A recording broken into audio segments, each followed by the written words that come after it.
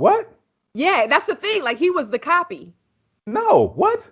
Yes, that's why I love that movie. Yeah, he was Christian the copy. Bale is a twin. No, Christian Bale is the copy. What? Leroy, weigh in on this. He's the like, to the point where they have to cut his hand off, cut his finger and everything. What's up, Internet World? We're the News 19 Nerds. I'm Michael. I'm Leroy. Yes! One of these days, we're going to figure out an order and how we do this from this social distancing. I don't know. Y'all know who we are. What are we talking about? It won't be today. It won't It be will today. not be today. Yeah. What are we talking about? Insecure. Sure, Oh, of course. So I guess we'll just ask questions to Lauren because I haven't seen the episode yet. Bruh, we're I not haven't talking seen about it. it here. Hey, I hadn't seen it either, so we can't talk about that yet. I don't even want to talk about it. We're talking about Westworld, episode 5. Episode 5. What's the title? Genres? Genre. Yeah. Genre. I don't know about y'all, but I feel like Westworld has just been on a high this season of continuing to deliver and not really doing a lot of filler stuff. I feel like everything is just moving and moving. Yep. Like this episode had kind of like a propulsion to it. Like it kept moving towards a logical conclusion. I mean, spoilers, we're doing spoilers or whatever, but I feel like the car chase was great. Yeah. And it was a different way that I hadn't seen a car chase before. And the hundreds of car chases that I've seen in movies, in this TV show in particular, did a very good example, a really good car chase overall. Yeah, the episode I felt was really like you said, that momentum, it was there, just kept building, and I appreciated the episode. I felt like, okay, this is giving us more, because every episode is supposed to do that. It's supposed to give us more information or whatever, but I feel like this gave us a lot more information than what we've had since the beginning, and I like this reveal. And realizing there's only 3 episodes left, this makes sense, that they would kind of dump a little bit more information in these episodes and give us more to chew on. But I definitely like this episode. It was good. Mr. Green? I'm trying to look up right now. Yeah, I like this episode. I really enjoyed it. I wrote notes. I thought it was going to be hard to top the last episode. But it's close. It's up there. I think it's a tightly packed show because you don't have to do a lot of time. What timeline is this? And you don't have to do a lot of that, so people can follow along. So it seems to move quicker. You don't have to figure. You don't need all of that. It's basically, hey, whatever you just said. Say it again. You froze. I said this season is basically, you pick your teams and you're trying to figure out who you want to follow, because right now you see people have their motivations for whatever they're doing. Mm-hmm. And they seem diabolical. They seem evil sometimes. It seems for self-interest, but you realize each person is trying to save not only themselves, but their species. So I thought that was really, that we're seeing that more. One of our commenters said that Dolores isn't a hero. And I was like, it depends on who you look, what point of view you're looking at it. If you're looking at it from a human standpoint, no, she's not a hero. She's,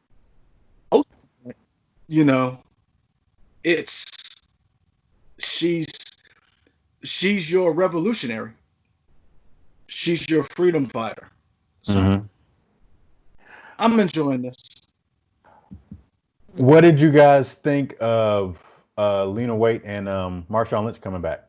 Oh yeah, my cousin's cousin was back in this episode, and I really appreciated it. For those of you who don't know, not even my cousin's cousin is Marshawn Lynch. And I'm gonna keep shouting that out forever. She gonna hate me. But does Marshawn Lynch know that you guys are cousins? He don't know me, no, but he definitely knows. He definitely knows her. Okay, cool. I mean, they grew up. That's real family. but she married my cousin, my Okay. first cousin. So Okay. Friend of the show, Marshawn Lynch. basically, Yeah. Yeah. let's get Marshawn Lynch out here. Okay. Okay. Okay. Friend of the show, Marshawn Lynch. But no, I really liked them in this episode, and I felt like this was a good time for them to come back because I was waiting for them to come back. This was a good one because so many people were, had that switch, right? And so I liked seeing how these mercenaries are trying to figure out, okay, well, does my life end up being just as, if I follow this path that I'm already on, how's my life gonna end up? And who knows? I mean, I feel like they're still going to stay on the same path, though, right? So, like, when people figure out what their fate is, do you stay on the same path? Or do you... Because some of this stuff is inevitable, I feel like, that they predicted. Well, I feel like Well, go ahead, Leroy. I said I don't think it's inevitable. I think it's a possible future. The future is not, I guess, you can quote movie cliches. The future isn't set, but this is what this program deems for your possible future. And it really opens that door of who is in control. And were they directed for this life because they can't be killed off? Or was this the best possible? But that whole idea, that act of defiance that was like, oh, I'm going to show you what ultimately this society thinks of you. And everybody has that. Everybody has a path. And now that they see what that path is, that someone else decided for them, that's a powerful thing. Mm-hmm. Yeah. I like the idea that, like, once everybody can kind of see, I guess, like the person pulling the strings, this computer, everybody's going to try and fight against that. And I wonder if we're gonna see more of that in these future episodes. Like, if we're going to see more of these repercussions from characters that necessarily don't matter to the main story, or if they're just going to focus on Dolores versus Sirach or whatever. I thought Aaron Paul was really good in this episode, because he's kind of been our gateway into Dolores or whatever, since he is a human to our knowledge. Seeing him talk to Liam, saying, you don't have the right to, even if you have this computer that predicts stuff, you don't have that right to be the all-powerful, all-knowing wizard, as it were, over us. I think he did a really good job in this episode of delivering his speeches and not sounding forced or corny or anything like that. It sounded natural coming from him. And I liked his exchange at the end, right, when Liam got shot and he was trying to say something, and Caleb was like, who do you think I am? And which made me think, like, did he escape whatever area that they had in place for people who they felt were going to be an outlier and who they felt like were going to be, those people that create chaos in the world? Because remember, Sarah was saying that we send people to war who are going to be like the chaos starters, and eventually they'll be killed, kind of a thing, instead of killing them on our own, because that would be immoral or something like that. Mm-hmm. So knowing that Caleb was in combat, is a veteran, it made me think, oh, was he ever in that zone that they have all these people in, and maybe he escaped, or he didn't remember being there. So I feel like there's still a lot more that we need to know, and who knows if we're really going to get all of that in this season. But I like where this is heading and where it's gone so far. Shout out to the person that they showed in the flashback when Caleb had the person kidnapped, or whoever they were bringing, is Enrico Calantoni, I think is his name, who was the dad on Veronica Mars. And he was also an alumni from Person of Interest. So I'm just happy that Person of Interest is getting love. So I'm happy. Yeah. Yep. Hey, Person of Interest is Michael's belly. Yeah, exactly. Well, Leroy talking about belly, belly. About Person of Interest all the time. Person of Interest is your belly. Yes, that's right. I take in disguise. I understand Lauren call them chaos makers, but I think that's kind of a misnomer. Well, because I think that's not what they called them, sort of. But I guess that's I think that's Sirach's turn for him because the system can't predict what they would do. Mm-hmm. So they could be chaos makers in the sense of they're people that they can't predict, but that doesn't, I guess I took it as they're just people he doesn't want gumming up the works in his perfect world. Yeah. They could, like, that person could be a civil rights leader. That person could be, an entertainer who, garners too much power. Whoever the case may be, the episode started with Sirach. Was that the president of Brazil out in the middle of wherever I thought that really set up the episode to let you know, I guess people understood Sirach was powerful, but I don't think you understood how powerful he was until he could sit down with a president and tell him, this is what I want you to do. You can either do it now or in 6 months I can get somebody else to do it. Mm-hmm. And that's a powerful person who can sit down with any president and not only threaten a president, but tell him, I can tell what can you tell him, Leroy? And I think, say what? Say it again. What can you tell him? I said that's a powerful thing when you can tell a president what you want him to do, but you can also tell him, you can either do it now or do it later, or I can get your successor to do it. And I think that's a powerful thing that it perfectly set up the episode to let you know this episode was basically about control. And one of the things I thought was very interesting was, like, there were little hints to Liam's character wearing a shirt and I thought that was interesting that, like, you could take that so many different ways, whether it was basic in a computer program or was it basic in the terms of you're just a basic B and you really don't matter. You're just, and so that was one episode or one instance of control.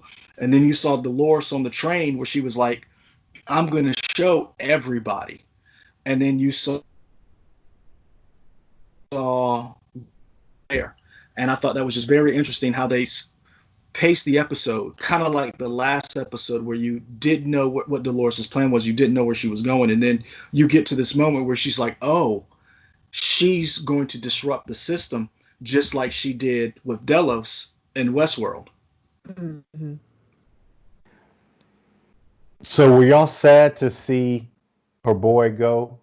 I can't think of his name, but one of the Dolores people was inside the.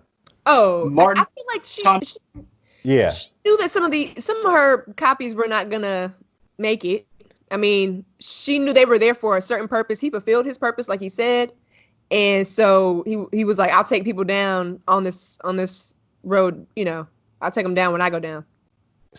To me, seeing him get destroyed kind of reminded me of what's the movie with Christian Bale and Hugh Jackman, the magician movie, The Prestige. Oh, Prestige. Yeah. Yeah.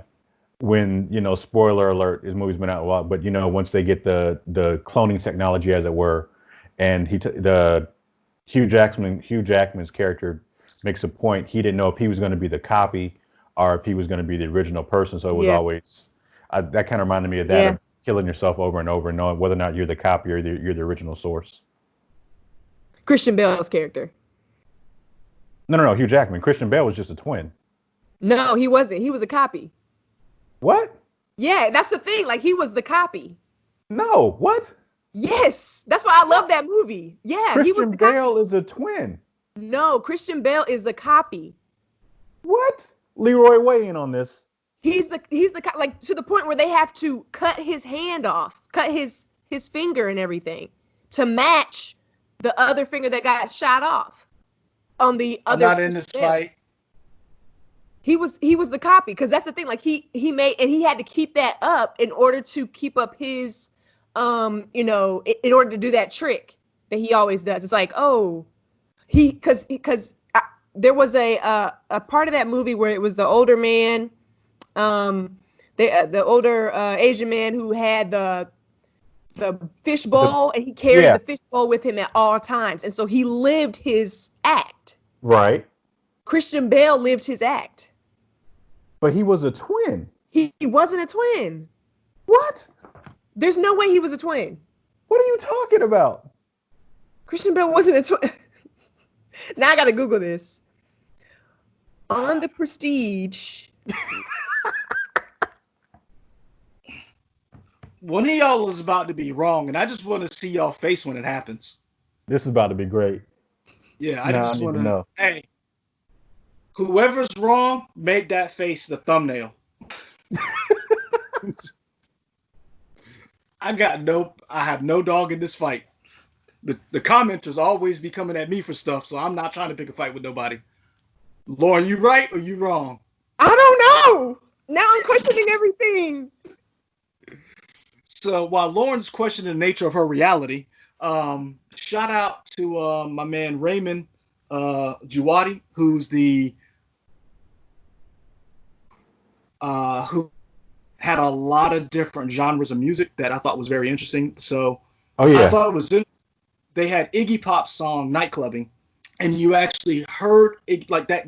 That was the actual song, but then you had David Bowie's song. Something to Mars or something. Space Oddity.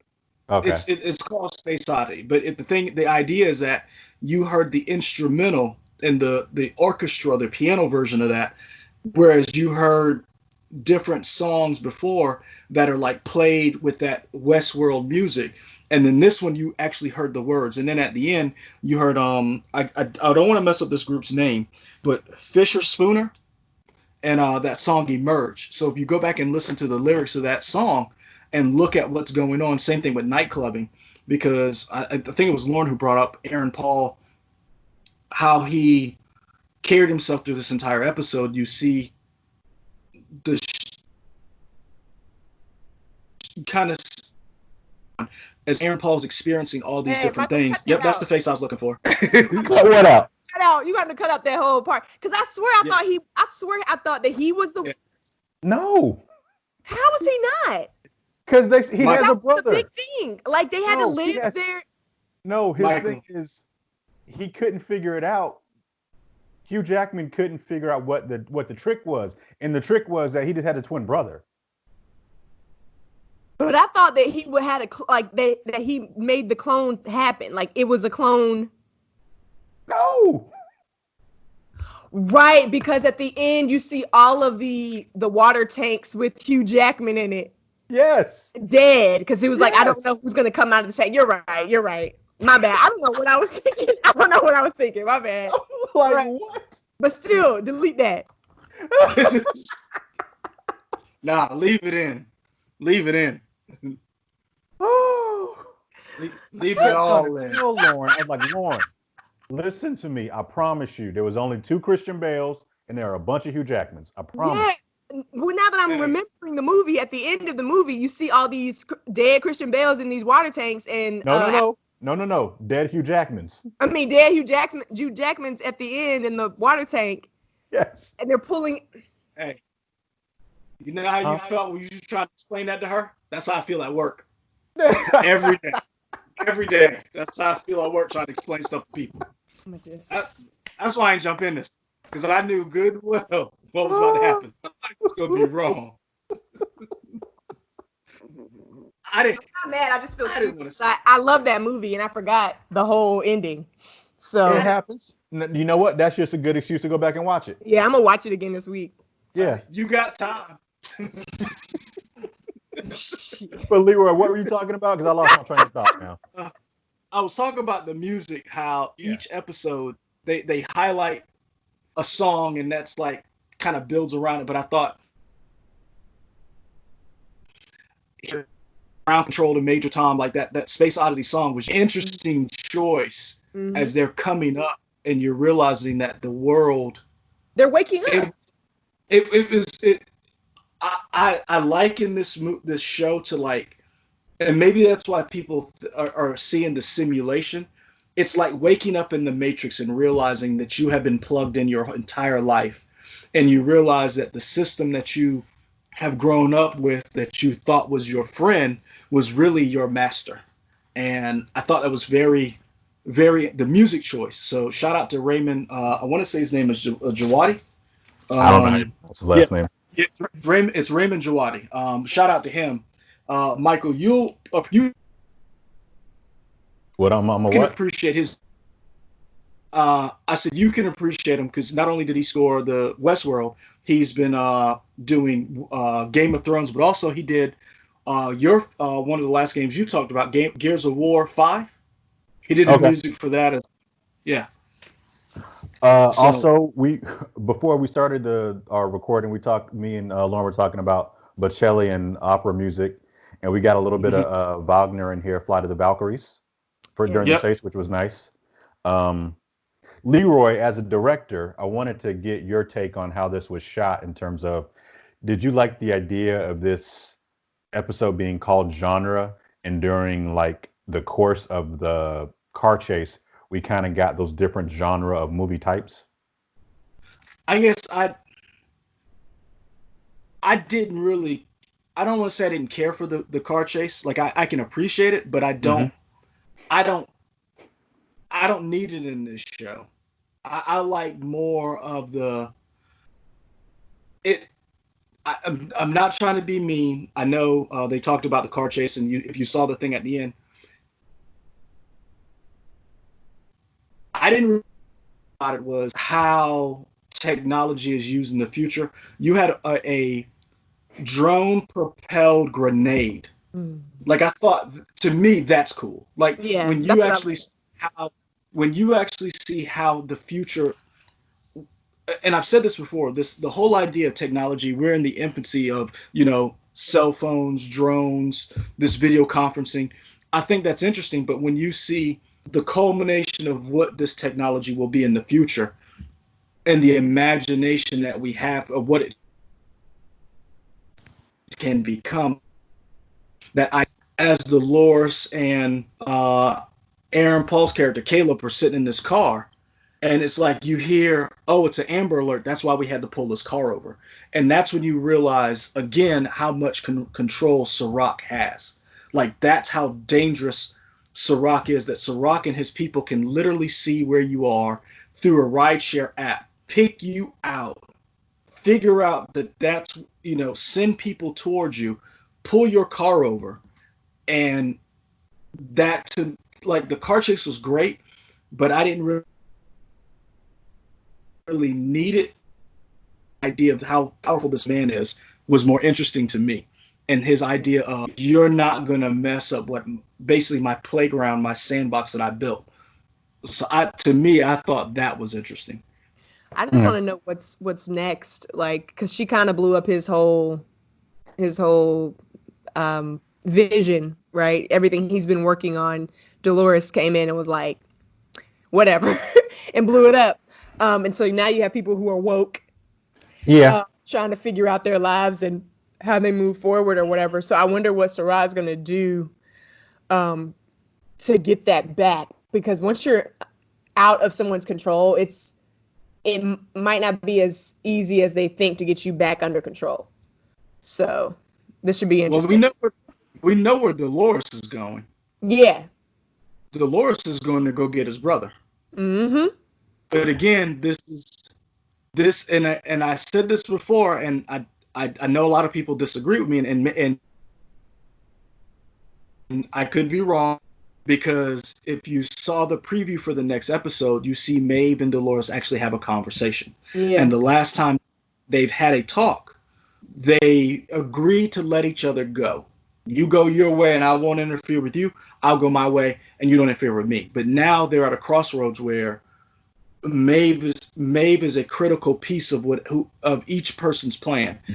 Maeve is working for Sirach. There's measures built in that she has to do X amount of things, and Maeve is questioning Dolores's plans, and Dolores is, but you literally can turn us off just by thinking. So I think Dolores is going to be a very, very big player in the future. But also, what does Bernard think of all of this? To see, like, to me, those are two very interesting characters going forward. Um, I'm interested to see what Aaron Paul really is. Who is Caleb? Yeah. Because Dolores is hiding something from him that she knows to get him to do what she wants him Yeah. to do. And there's a bit of information she's not revealing for her plan. And I wonder what that information she's not revealing. Okay. I'm just saying, if I saw somebody get shot a couple times and they keep walking, I feel like, wait a minute. Like, we need to talk before we keep going with this plan. She didn't even flinch. Right. I was like, wait, why are you not hurt? I don't understand. 3 bullet holes to the body. Yeah. Through and through. And just zipped up the jacket and kept it moving. I don't know. Going back to your point about... Go ahead, Leroy. I said Dolores jumped in front to save Caleb. Mm-hmm. Yeah. The reason why she keeps him around, I think it's a question of one of our commenters brought up, is she using him or is he really part of her team? I wonder if she is, kind of feels remorse or whatever for kind of the way she treated Teddy. And so maybe she's kind of looking at Caleb differently, like, this is my chance to get it right with Caleb as opposed to how I treated Teddy, maybe. I don't know. She did Teddy wrong. I don't think she cared about Teddy like that. I mean, she cared about him, but I don't think she cared about him enough to be like, oh, I don't want to make anything, I don't want to hurt anybody else.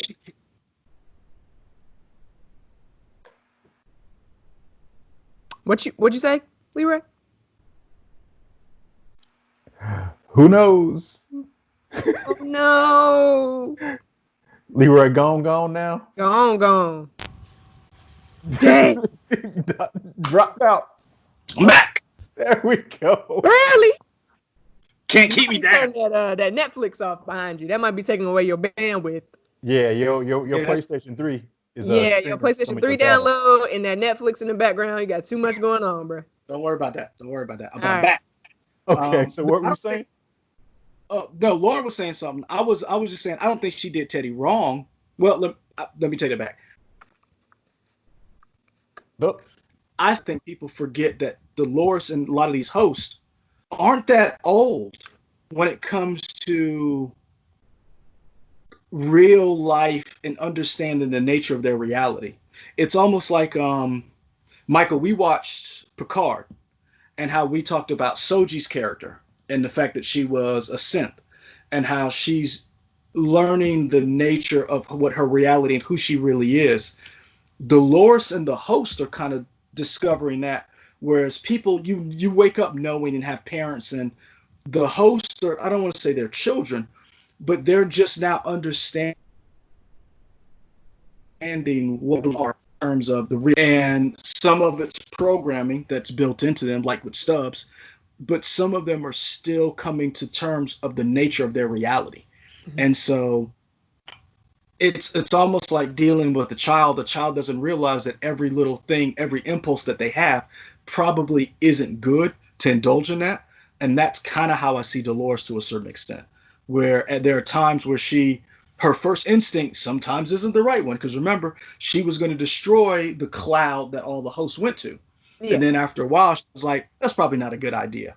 Mm-hmm. And then Bernard, and then she rebuilt Bernard. So it's interesting how she comes to her decisions as time goes on. You got to remember, all of these hosts are discovering who they really are, where they're not only just discovering who they are, they're discovering what we are. Whereas we as people, I mean, think about it. How many people if you're watching this video or as we're making this video, are happy with where they are in life and who they are personally, physically. And then imagine you were trucking along, doing your little job, making your little, making horseshoes or whatever. And you wake up and realize, oh, I'm a robot and I have been in service to people and I'm not even a real person. And this is a theme park. Like, you see what I'm saying? So like, I think we're judging some of these characters on the fact that they have had an entire experience instead of realizing that Dolores might be 4 or 5 years old when you think about it, as far as like being human, so to speak. But then you also have to realize that she's more than human, because you saw that little interaction with Sirach at the end where he was like, my kind is flawed. And she's like, oh yeah. And we're going to basically mess you up.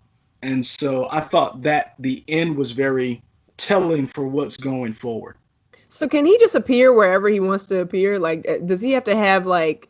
I know when he was in the office at the big Insight office, there was a camera that was in the corner, and once they walked in the room, he saw, he was able to tap into that camera, I guess, and that wasn't him, but her. That was her in the room. That was the lady who I think hit that. So I wonder if that was so that they can't record what was happening in that room. Oh, I don't know. My thing is like, just how does he just appear as a hologram wherever he He got money. Yeah. So his technology can make him be wherever he want to be. I mean, if you are the richest man and most powerful man in the world, your system's probably designed where I can just show up wherever. Right. Like, yep, I'll be here. It don't matter. Yeah. So, I mean, I thought this episode really dealt with power a lot, but it was interesting. I got a lot of Minority Report vibes from this episode in the sense of the systems identifying people who are going to cause problems before they even do anything. Mm-hmm. It really reminded me of Minority Report where Tom Cruise was jacking people up who were about to commit murder, but they never did it. So you're in prison for the potential for committing a crime. And I thought that was very interesting that's Sirach is basically taking people off the board who are not just criminals, but people who could gum up his grand scheme for whatever the world is. Going back to, we were talking about the preview for the next episode with Dolores and Maeve. Did it look like she was talking to, I guess we'll call her like Dolores Prime, or a different Dolores? Yeah, that's what it looked like. It looked like that Maeve is back in her, maybe is being her body's being rejuvenated or rebuilt, and she's back just in her brain somewhere. The pearl. Yeah, her pearl. Yeah. And so like all this is happening in her pearl, because I think in the episode, in the preview, you also saw her in the outfit that she was in when she woke up the first time in this season. In that setting. And so they might have restarted her or whatever, just so that they could work on her body to get her back, because she was shot and, right. Fatally wounded as whatever. Right. But we know Maeve is going to come back. But I feel like that might have been just like the last time that she really saw Dolores was when she looked like that. So, maybe that was back to that. Was it just me that said that Sirach or Sarek killed his brother? Did you guys say that too? Or was that just me? That was just you, but don't get me wrong. Because I was definitely wrong. He didn't kill him. You weren't the only one. If you go back and read some of the comments on some of our videos, based on that image that we saw, the preview, a lot of people were right there with you. They were like, Sirach had to kill his brother because Sirach is evil. And again, I don't think it's a situation of who's evil. I think they all believe that they're heroes of their own story, trying to save their particular species. So he did kill Liam's dad, though. Oh yeah, he killed him. That was a kill. I mean, he I'm kind of like, brains in. I guess I'm kind of like, you knew it was coming, and Liam's dad, I feel like, I'm not gonna say he did this. Yeah, like what I didn't get from Liam's, and I'm not knocking the character himself, but because people do this in real life, it makes you realize no matter how much money you have, some people are stupid, because you're working with people who can predict the future, and you're not smart enough to realize that if you got in their way, they were going you have money does. I think what a lot of people need to understand, money does not equate intelligence. Because he was literally, he probably was one of the richest men in the world, and he did not see Rehoboam, and basically Sirach's character told him, I'm basically trying to help him. He literally tried to help him at several turns. My brother's been plotting to kill you because you got in the way. You keep getting in the way, I'm gonna have to kill you. But I felt like, man, Liam's dad, you're stupid. Yeah. And then I felt like Liam wasn't as bright as he came off either. Yeah. Well, I mean, he inherited, all of that. So it wasn't like it was his He had to fight for it. child. Yeah, he inherited that. But I think one of the things I think was he was part of the 1% who did not realize your position was precarious because it's built on a lie. Mm-hmm. You didn't do anything to make this. And I mean, it showed at the end when he was like, all of you, you're the reason why we made this, because y'all were going to act crazy. It's projected that y'all were going to act crazy or whatever. And he kind of freaked out when they were on the sand and at the beach. And then Lena Waithe was like, I'm tired of this. So I'm just going to end it. Go ahead. Bye. Let's go. Cousin, let's go. And the best part was after she shot him, like, yeah, we out. Yeah. I mean, they dipped quick. I was like, okay. Hey. Clearly they knew they'd done this before. And I thought it was very interesting, very telling that they knew who Cal was. Look, like you saw that interaction and they were like, oh, you back doing the personals again. And I thought that was interesting, which I think that's going to come back to us with Kid Cudi's character and Michael's crush, old boy from Person's Interest, and Veronica Mars, hashtag Spies in Disguise, and Belly. And Just Shoot Me. He was also in Just Shoot Me, that NBC show. Very underrated show. That was a fun show. That was a very underrated show. Yeah. Wasn't that David Spade? David Spade, yeah. Yeah. Oh, no. I'm trying to remember who else was on that show, but yeah, very underrated show. The woman who was in, I can't even think of her name. Older act, doesn't matter. I can't think of her name. I know what you're talking about. The dark-haired woman. I thought Brooke Shields in it as well? I don't know. Shields, maybe. Yeah, I remember that. Been the big draw and the big name in it. I don't know. But no, I back to Lauren's point. Lena Waithe's character, I thought was very. You got to see another person react and respond to seeing their life predicted by Facebook. I mean, let's just use it. Let's just say it's Facebook. Twitter, in the most simplest way. Yeah. Yeah. And I thought Liam's character was very cruel in the sense of you don't understand that you are going to die if you don't help. That these are the only people who can help you, because the people who basically kept you as a house pet, your usefulness is done. And it showed you how the 1% see, or certain people with money see people who are beneath them. Whew, that brings up my my other point. Did y'all? I don't want to get completely off topic, but did y'all see Parasite yet? Yeah. Yeah. I watched it. Okay, I watched it finally this weekend. What you think? It was awesome. It was amazing. I wish I could have seen it in theaters and could have properly, saw the movie and contributed to, the director's pockets. But that, the upper class dad, Mr. Park, who said, was saying that everybody smelled, they had like a certain smell to them, like that.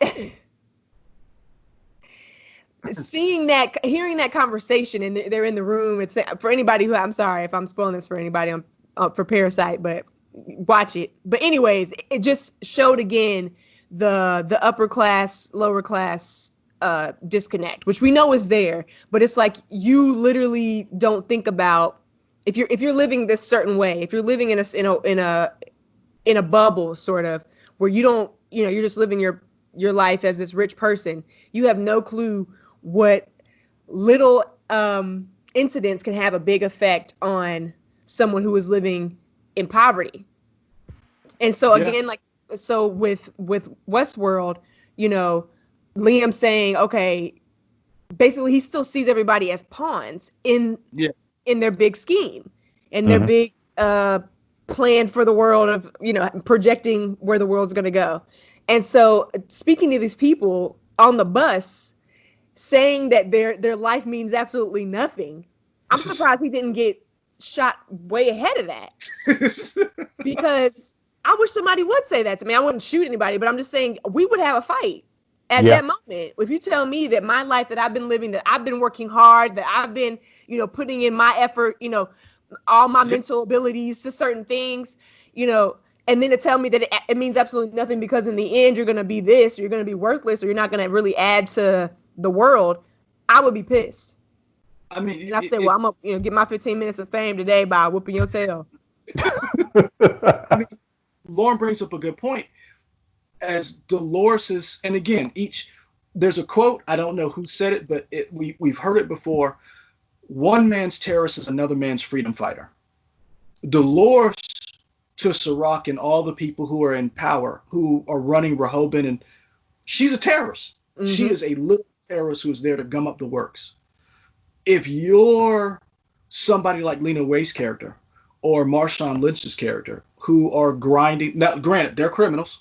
I'm not saying go out there and commit crimes, but if you're there grinding, you're working your job and you see, oh, I've been working this job and I think I'm doing a good job, but the system says that I am not worthy to be promoted because of whatever characteristics. Or you are sitting like the lady who was sitting there with her daughter and she sees that, and she sees the future. Mm-hmm. And all these people who see these things, you're like, wait a minute, I don't have a choice. And I thought Aaron Paul's speech, to Michael's point, it wasn't forced. It was him, one, he was high, but he's coming out of it realizing it doesn't matter if you have hope or if you don't have hope, if the outcome is still the same. It's sure death. When he talked about the rats, and he said, I would rather live with chaos because then at least I know that this is my choice and it's not decided for me.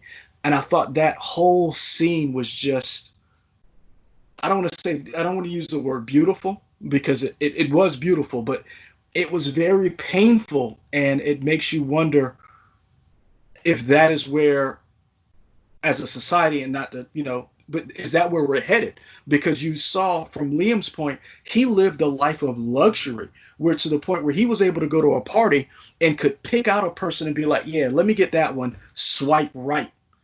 And that's an entire way of life where Aaron Paul is basically committing crimes just to keep his mother in a hospice or, some type of facility.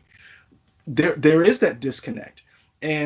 But you got to remember the people who created Delos and who are going to Westworld are those same people. Yeah. Those same people. And so you're getting a dissection of class to a certain extent without realizing. You're seeing people who are of a certain class. We're seeing them and how they react. But again, it's very telling when Liam was on the bus hanging out with them. Now, granted, they did snatch him up, but he didn't have the wherewithal to say, maybe I should shut up. like it didn't even dawn on him that these are people who you just saw commit crimes and kill people. Maybe I should shut up before they turn that gun on me. Mm-hmm. He didn't even think of how less of the people he thought they were. And I think that to me, I'm not going to say Liam deserved it, but it's like, bruh, read the room. You got to read the room, right? It's like, there's a bullet with your name on it. Facts. And he got it. So, yeah, the end of the episode, sorry. What? I just was like, I blanked out for like 2 seconds there. I think that it's still blanking out. It's interesting to look at this show because all of this is packed into the show. And all these different concepts and these different ideas are all packed into this one show. And it's like, yes, I feel like for the average viewer, you're going to get action. You're going to get, and average viewer being me, you're going to get action. You're going to get some, let me think a little bit more on this. But really, when you break down these episodes, it is about control. And it's about who is going to be in control. And is it okay for us to control our destiny? Or do we need somebody to control it for us?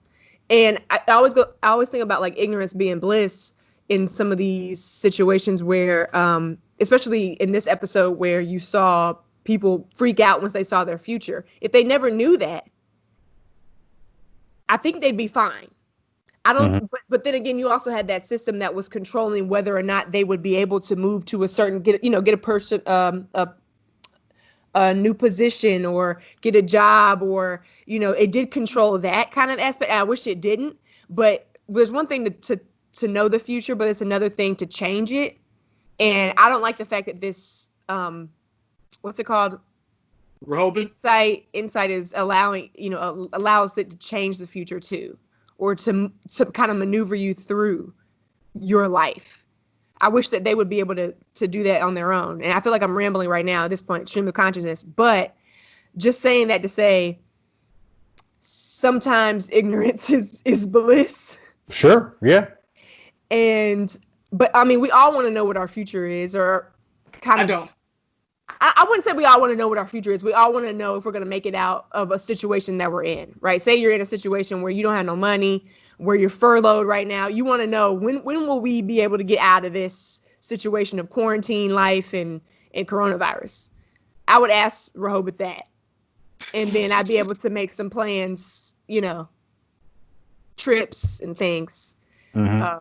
But in terms of, walking the line of what your future is going to be, or what, walking your day-to-day life, I feel like sometimes you want to know, so you make the right choice. At least for me, I want to know. But Leroy, you said you don't want to know your future. I guess I want to, because if you know, then it's already, there's no fun in it. Like if you are, like, to me, like I want to, you live, it's that idea of, and it brings back there. It is a show. It is a it's there for entertainment, but they're asking some very deep questions. That's what I'm saying. It's asking you, do you want to know, or do you want to live in the moment? Do you want your life decided for you? Because I'm quite sure there were some people on that train, and we saw it throughout the world. We saw the couple, the gentleman, when he was on his phone, and then he looked at the woman who was across from him, and he was like, and they switched phones. Like, let me see your phone. Yeah. He was like, yo. And it goes back to that Insight had been collecting for years. Is probably a lot of it was data we had given away freely, whether it's through Facebook, through social media, through aptitude tests that we take, just walking down the street, whatever income level, where your social economics, all of those things. Insight took that data, and Rehoboam just predicted it through thousands of models. It's one of those. I guess it asks you questions that you just that we're having. That honestly, I wish this was a show. I don't know if it's possible, but like teenagers, young adults could watch, where you could have this conversation with them, because it really makes you wonder, like, what is going on with the information that we put out there. And I'll definitely say, like, what's going on Facebook right now, where everybody's taking these tests, like figure out your country name based off like what month you were born in, and like the day, and then like your last name or whatever. People are just trying to figure out people's passwords. Like, stop making these, stop putting your information out there. Stop. but think about it. Like, we're in our 30s, our 40s. We kind of understand this information. Think about our parents who don't. Like, but yeah, think my dad is not allowed to have a Facebook account. Like, we were like, you are not allowed to be on social media. One, because we know he'll believe stuff that he's not supposed to, or find stuff he's not supposed to, but also because he will say stuff he's not supposed to. So we were like, look, no, you can't, because you'll say something that'll have somebody, Mr. Green, you posted at like, and I'm, nope, you can't be on. But think about people giving away that information freely, and we're seeing the fruits of that in a TV show. But this is science fiction, and even though it's fiction, there is science behind it. Yeah. So Lauren brings up a good point. Michael, for you said this show moves better now. Do you think they're going to end it with just this season, or do you think this is a setup for something bigger. I have enjoyed the pace of this show. What y'all laughing at? Lord's face. Oh. When you paused, Lord was like, Oh, okay, fair enough.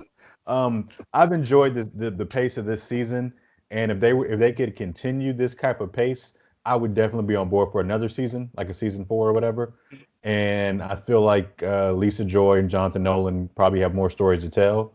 So I hope this isn't the end of the show and we have another season. I don't think it's been greenlit yet, but I mean, with 3 episodes left, could they wrap up this entire series in 3 episodes? I mean, I hope not. Yeah. I feel like we'd have a lot of questions. Be a We Game still of don't know Thrones mess. what is Bernard's purpose Yeah. for Dolores. Man, I would love to know that. Also, is Liam Hemsworth going to be something else besides just some Terminator for Bernard? Yeah, I want to know more about him. He has his one purpose, and that's what he's gonna be. Protect Bernard. At Yeah, all costs. I want him to have a little bit more to do besides that. But But the yeah. thing is, he represents the basic, right? So just like there's higher intelligence in the host, there's higher intelligence with people as well. And so, like, I guess we can flip flop that. With higher intelligence in the host, you also have the basic host. Yeah. And that's what we get with Liam Yeah. Hemsworth. Stubbs. Stubbs. Yeah. Stubbs. I'm on board with another season. I know one of our commenters, I think it might have been Technomaster, had mentioned that the ratings had been down a little bit, but because I thought they would have been up considering everybody's at home. You got nothing else to watch? You got nothing else to No, watch. actually, you have a lot of things to watch. That's probably why. Oh, yeah, that's true too. Yeah. So I mean, I would like to see what the ratings are. I'm really enjoying this season. So I'm hoping for season 4 because I hope that this just leads up to whatever this war is between Dolores and Serac.